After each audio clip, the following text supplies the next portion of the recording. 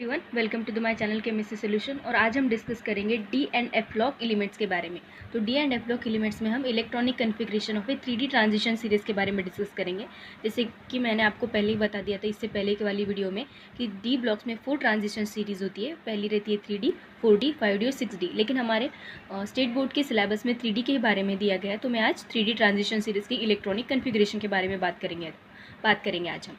तो देखिए, electronic configuration वो होता है जहाँ पर इलेक्ट्रॉन्स मॉलिक्यूल्स के या फिर एटम्स के जो इलेक्ट्रॉन्स होते हैं वो एनर्जी वाइज ऑर्बिटल में एंटर होते हैं या फिर एनर्जी वाइज हम ऑर्बिटल में डिस्ट्रीब्यूट करते हैं, उन्हें हम इलेक्ट्रॉनिक कन्फिग्रेशन कहते हैं। तो देखिए, 3D ट्रांजिशन सीरीज़ का जनरल इलेक्ट्रॉनिक कन्फिग्रेशन किस तरह से रहेगा, जो कि बहुत इंपॉर्टेंट है और आपको एग्जाम में भी पूछा जा सकता है। तो देखिए यहाँ पे AR18, 3D 1 to 10, 4S 1 to 2। तो देखिए AR यानी कि नोबल गैस लिया गया है यहाँ पर, जिसका एटॉमिक नंबर है 18। अगर 4D की बात करेंगे हम तो वो डिफरेंट इलेक्ट्रॉनिक कन्फिग्रेशन आएगा। ध्यान रखिएगा, ये जो electronic configuration, general electronic configuration, ये सिर्फ और सिर्फ 3D ट्रांजिशन सीरीज़ के ऊपर ही एप्लीकेबल रहेगा। 4D, 5D और 6D का डिफरेंट रहेगा। सो देखिए, डी ऑर्बिटल की कैपेसिटी होती है 1 to 10 इलेक्ट्रॉन्स। तो देखिए यहाँ पर 1 to 10 यहाँ पर मेंशन कर दिया है 3D, और 4S यहाँ पर 1 to 2, यह है जनरल इलेक्ट्रॉनिक कन्फिग्रेशन। और 18 यानी कि नोबल गैस यहाँ पर लिया गया है। ये किस तरह से आया मैं आपको यहाँ पर बता देती हूँ। अभी देखिए, अभी AR18 यानी कि ऑर्गन यहाँ पर किस तरह से आया अभी मैं आपको बता देती हूँ। देखिए, इलेक्ट्रॉनिक कन्फिग्रेशन अगर अबव प्रिंसिपल की बात करें तो वो होता है 1S, 2S, 2P, 3S,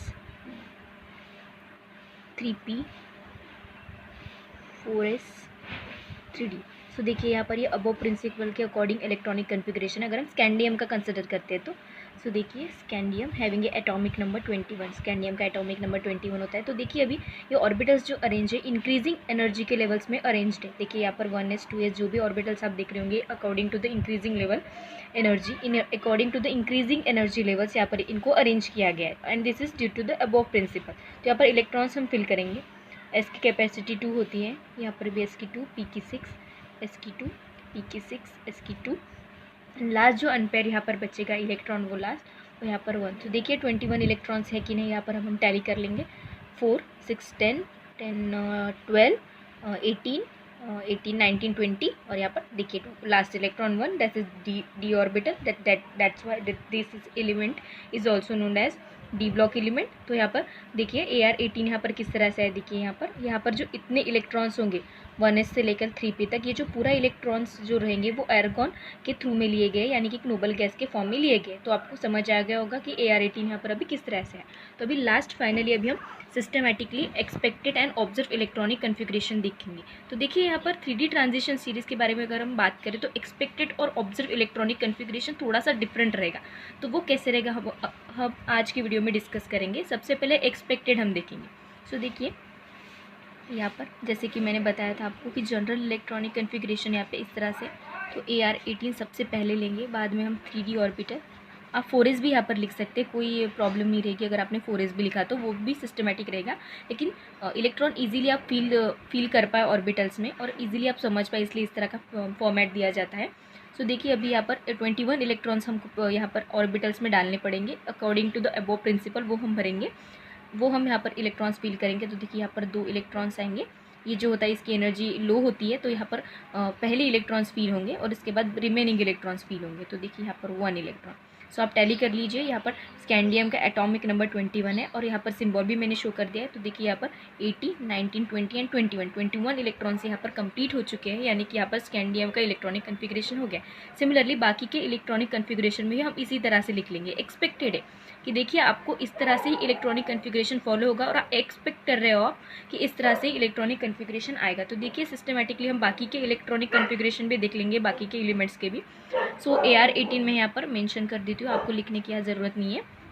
so exam में आप लिखिएगा, मैं यहाँ पर शॉर्टली आपको समझा रही हूँ, इसलिए यहाँ पर मैंने AR18 मेंशन नहीं किया है। ऑर्गन का एटॉमिक नंबर 18 होता है। तो देखिए यहाँ पर मैंने यहाँ पर मेंशन नहीं किया है, लेकिन आप एग्जाम में मेंशन कर दीजिए। तो सिमिलरली अभी चलिए हम इलेक्ट्रॉन्स को फील कर देते हैं। यहाँ पर 2 और यहाँ पर भी 2 इंक्रीजिंग। देखिए यहाँ पर एटॉमिक नंबर इंक्रीज हो रहा है, वैसे वैसे यहाँ पर इलेक्ट्रॉन भी इंक्रीज होते जाएंगे। 3D 3, 4S 2। सो अभी हमने वेनेडियम का भी कंप्लीट कर लिया। इसके बाद में क्रोमियम रहेगा जिसका एटॉमिक नंबर 24 रहेगा। सो 3D 4, 4s2। तो देखिए क्रोमियम का भी इलेक्ट्रॉनिक कन्फिग्रेशन 24 है कि नहीं, ये फिर से हम टैली कर देते हैं जैसे कि हमने स्कैंडियम का किया था। सो देखिए 18, 19, 20 एंड 4, 24 देख रहे हैं आप। क्रोमियम का एटॉमिक नंबर 24 है, यानी कि हमने यहाँ पर 24 इलेक्ट्रॉन्स भी यहाँ पर इतने सिस्टमेटिक मैनर में यहाँ पर फिल कर दिया ऑर्बिटल्स में। सिमिलरली मैंगनीज का हम देखेंगे 3d5 एंड 4s2। ध्यान रखिएगा सबसे पहले s ऑर्बिटल में इलेक्ट्रॉन्स फील करने होते हैं क्योंकि इसकी एनर्जी जो रहेगी वो कम रहेगी। बाद में हम d ऑर्बिटल में इलेक्ट्रॉन फील करेंगे। देखिए अब सिस्टमेटिकली मैग्नीज के बाद आता है iron having a symbol Fe। सभी के सिंबल भी मैंने यहाँ पर सिस्टमेटिकली लिख दिए हैं जिससे कि आप इजीली समझ पाए। And 4s2। देखिए अभी आयरन का भी फिर से टैली कर देते कि आयरन में भी हमने इलेक्ट्रॉन्स फील किया या फिर नहीं। सो देखिए 18 इलेक्ट्रॉन्स, आर्गन के 18 इलेक्ट्रॉन्स रहेंगे जो कि नोबल गैस के फॉर्म में यहाँ पर लिया गया है।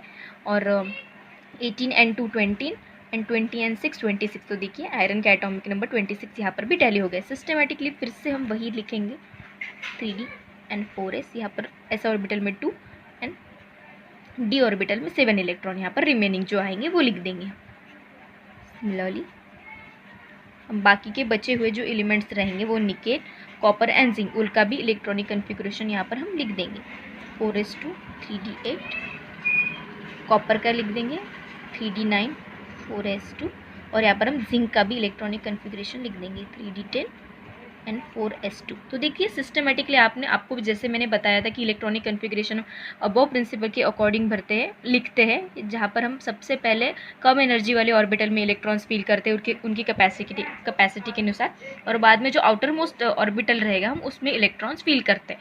तो हमने सिस्टमेटिकली एक एक इलेक्ट्रॉन बढ़ाया है क्योंकि आप देख रहे होंगे कि स्कैंडियम टू लेकर जिंक, यानी कि स्कैंडियम टू जिंक यहाँ पर इलेक्ट्रॉनिक कन्फिग्रेशन है, यानी कि एटॉमिक नंबर है वो चेंज हो रहा है बाई 1 यूनिट। तो सिंपली हमने यहाँ पर एक एक इलेक्ट्रॉन यहाँ पर फिल कर दिया है। लेकिन देखिए एक्सपेक्टेड इलेक्ट्रॉनिक कन्फिग्रेशन यहाँ पर तो थोड़ा सा यहाँ पर ऑब्जर्व में डिफरेंट रहेगा, सिर्फ कॉपर एंड सिर्फ क्रोमियम के केस में। देखिए यहाँ पर क्रोमियम एंड कॉपर, ये दोनों केस में यहाँ पर जो ऑब्जर्व इलेक्ट्रॉनिक कन्फिग्रेशन रहेगा वो डिफरेंट रहेगा। वो कैसे रहेगा मैं आपको ये बताती हूँ। देखिए यहाँ पर AR18 एज इट इज़ यहाँ पर लिख देंगे, कोई डिफरेंस नहीं रहेगा।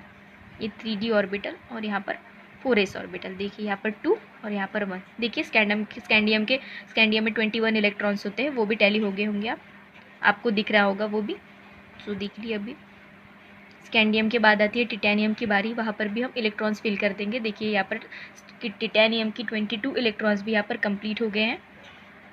उसके बाद में आता है वेनेडियम एलिमेंट, जिसमें भी इलेक्ट्रॉन्स हम यहाँ पर फिल कर देते हैं, इसमें कोई डिफरेंस नहीं रहेगा।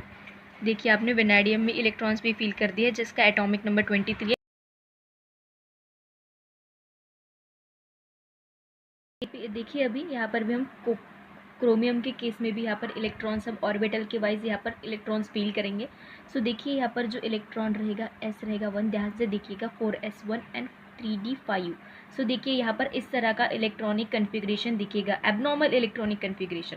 अगर हम बात करें एक्सपेक्टेड इलेक्ट्रॉनिक की कन्फिग्रेशन की, तो यहाँ पर 3d4 और 4s2, यानी कि s ऑर्बिटल की कैपेसिटी 2 होती है तो यहाँ पर 2 इलेक्ट्रॉन्स आएंगे, और 4s ऑर्बिटल जो रहेगा उसकी एनर्जी कम होती है, इसलिए यहाँ पर इलेक्ट्रॉन्स 4s में 2 इलेक्ट्रॉन्स आ जाएंगे। तो इसी तरह का फॉर्मेट यहाँ पर भी होना चाहिए था, लेकिन देखिए यहाँ पर एक्सपेरिमेंटली ऑब्जर्व हुआ है कि इस तरह का इलेक्ट्रॉनिक कन्फिग्रेशन यहाँ पर फॉर्म होता है। तो यहाँ पर s ऑर्बिटल का एक इलेक्ट्रॉन ट्रांसफर होकर 3d ऑर्बिटल में जाता है। इनडायरेक्टली हम बोल सकते हैं कि s ऑर्बिटल का एक इलेक्ट्रॉन d ऑर्बिटल में जाता है। तो ये एबनॉर्मल इलेक्ट्रॉनिक कन्फिग्रेशन क्यों होता है तो ये हम बाद में डिस्कस करेंगे, मैं आपको बताऊंगी। नेक्स्ट इलेक्ट्रॉनिक कन्फिग्रेशन देखिए हम मैग्नीज का। तो देखिए वो किस तरह से आएगा अभी यहाँ पर। तो यहाँ पर AR18 यहाँ पर अभी हमने एज इट इज़ ले लिया है। ये आपको एग्जाम में ऐसे नहीं लिखना है, मैं आपको शॉर्टकट यहाँ पर अभी लिख कर बता रही हूँ समझाने के लिए। एग्जाम में आपको AR18 यहाँ पर कम्प्लीटली यहाँ पर मेंशन करना है, यहाँ पर लिखना है। तो अभी next electronic configuration s orbital में 2 इलेक्ट्रॉन्स एंड d5। देखिए सभी यहाँ पर 7 इलेक्ट्रॉन्स है। देखिए यहाँ पर 5 and 2 and 18, सो टोटल हो गए 25 इलेक्ट्रॉन्स। तो यहाँ पर मैग्नीज का एटॉमिक नंबर भी टैली हो गया। अभी इसके बाद हम आयरन का देखेंगे 3d6 4s2। यहाँ पर 6 आपको ऊपर लिखने हैं, यहाँ पर मैंने गलती से इधर लिख लिया है तो आप यहाँ पर कंसिडर कर लीजिएगा। नेक्स्ट आयरन के बाद कोबाल्ट 3d7 4s2, देखिए यहाँ पर 3d7 4s2। Next nickel 3d8 4s2। ये सीक्वेंस वाइज आएगा क्योंकि इलेक्ट्रॉनिक कन्फिग्रेशन की अगर हम बात करें तो एक एक इलेक्ट्रॉन यहाँ पर ग्रेजुअली इंक्रीज हो रहा है, तो एक एक इलेक्ट्रॉन सबसिक्वेंसली यहाँ पर ऑर्बिटल्स में ऐड होंगे। तो नेक्स्ट अभी कॉपर का इलेक्ट्रॉनिक कन्फिग्रेशन देखते हैं, जो कि क्रोमियम की तरह ही एबनॉर्मल रहेगा। तो 4s ऑर्बिटल में 1 इलेक्ट्रॉन एंड 3d ऑर्बिटल में 10 इलेक्ट्रॉन्स। तो देखिए यहाँ पर d ऑर्बिटल कम्प्लीटली फिल्ड हो चुका है यहाँ पर, और एक 4s का जहाँ पर 2 होने चाहिए थे और यहाँ पर 9 होने चाहिए थे, तो 4s का एक इलेक्ट्रॉन यहाँ पर d ऑर्बिटल में आ गया। ये क्यों होता है हम बाद में डिस्कस करेंगे। So will last element of a 3d transition series वो रहेगा जिंक। तो यहाँ पर जिंक का इलेक्ट्रॉनिक कन्फिग्रेशन भी हो गया यहाँ पर। तो देखिए 18 220 एंड 10 30। तो देखिए जिंक के 30 इलेक्ट्रॉन्स यहाँ पर भी कंप्लीट हो चुके हैं। सो देखिए अभी एबनॉर्मल केसेस की अगर हम बात करें, क्रोमियम और कॉपर, इनका इलेक्ट्रॉनिक कन्फिग्रेशन क्यों यहाँ पर डिफरेंट आया है। सो देखिए सबसे पहले तो बात करते हैं ऑर्बिटल स्टेबलाइज कब होते हैं, जब वो हाफ फील्ड होते हैं, कम्प्लीटली फील्ड होते हैं, या फिर एम्प्टी होती है। ध्यान से सुनिए, ऑर्बिटल्स स्टेबलाइज कब होते हैं या फिर वो एलिमेंट स्टेबल कब होता है, जब उनका जो ऑर्बिटल रहता है वो कम्प्लीटली फील्ड, हाफ फील्ड या फिर एम्प्टी होता है। सो देखिए यहाँ पर क्रोमियम के बारे में, क्रोमियम के केस में और कॉपर के केस में, क्रोमियम पे यहाँ पर 3d ऑर्बिटल जो है d ऑर्बिटल, इसकी मैक्सिमम कैपेसिटी 10 होती है। तो यहाँ पर 5 इलेक्ट्रॉन्स इसलिए यहाँ पर आए क्योंकि क्रोमियम पार्शियली यहाँ पर फिल्ड होता है, यहाँ पर हाफ फिल्ड होता है, इसलिए हाफ फिल्ड होने के लिए इसका एक इलेक्ट्रॉन 4s ऑर्बिटल से यहाँ पर चला जाता है, इसलिए यहाँ पर यह हाफ फिल्ड हो गया, इसलिए ज़्यादा स्टेबिलिटी गेन कर ली।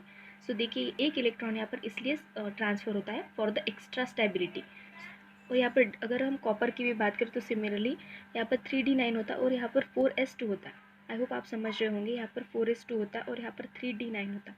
सो यहाँ का एक इलेक्ट्रॉन यहाँ पर ट्रांसफ़र हो गया है, यानी कि 3d ऑर्बिटल कम्प्लीटली फिल हो गया, इसकी कैपेसिटी 10 इलेक्ट्रॉन की होती है, तो इसलिए ये ऑर्बिटल भी मोर स्टेबलाइज हो गया। सो एक्स्ट्रा स्टेबिलिटी गेन करने के लिए यहाँ पर जो एबनॉर्मल इलेक्ट्रॉनिक कन्फिग्रेशन आपको दिखाई दे रहा है फॉर एक्स्ट्रा स्टेबिलिटी गेन करने के लिए यहाँ पर जो है एबनॉर्मल इलेक्ट्रॉनिक कन्फिग्रेशन देखा जाता है, जहाँ पर 4s ऑर्बिटल से एक इलेक्ट्रॉन 3d ऑर्बिटल में ट्रांसफर हो जाए। नेक्स्ट हम बात करेंगे जो एनर्जी लेवल होता है d ऑर्बिटल का और s ऑर्बिटल का, वो स्लाइटली डिफरेंट होता है। d ऑर्बिटल की एनर्जी रहेगी वो थोड़ी सी ज़्यादा रहेंगी s ऑर्बिटल के अकॉर्डिंग, तो इसलिए d ऑर्बिटल में एक इलेक्ट्रॉन ट्रांसफर हो सकता है, ये आप कंसिडर कर सकते हैं due to energy difference in both orbitals, in 2 orbitals. Similarly in case of copper में भी आप देख रहे होंगे कि 2 ऑर्बिटल्स में जो है एनर्जी डिफरेंट होती है, या इसलिए यहाँ पर एबनॉर्मल इलेक्ट्रॉनिक कन्फिग्रेशन भी दिखता है। Last point, inter electronic repulsion forces. Inter electronic repulsion forces होते हैं कुछ, जिसकी वजह से भी हमको एक्सपेरिमेंटली देखा गया है कि इस तरह का इलेक्ट्रॉनिक कन्फिग्रेशन दिखता है, जैसे जहाँ पर एक s इलेक्ट्रॉन d ऑर्बिटल में ट्रांसफर हो जाता है। Inter electronic repulsion forces. So this is the complete electronic configuration of a 3D transition series, जहाँ पर 4s और जहाँ पर एक्सपेक्टेड इलेक्ट्रॉनिक कन्फिग्रेशन और ऑब्जर्व इलेक्ट्रॉनिक कन्फिग्रेशन बताया टोटल 10 एलिमेंट्स का। आई होप आपको वीडियो अच्छी लगी होगी and thank you so much for watching.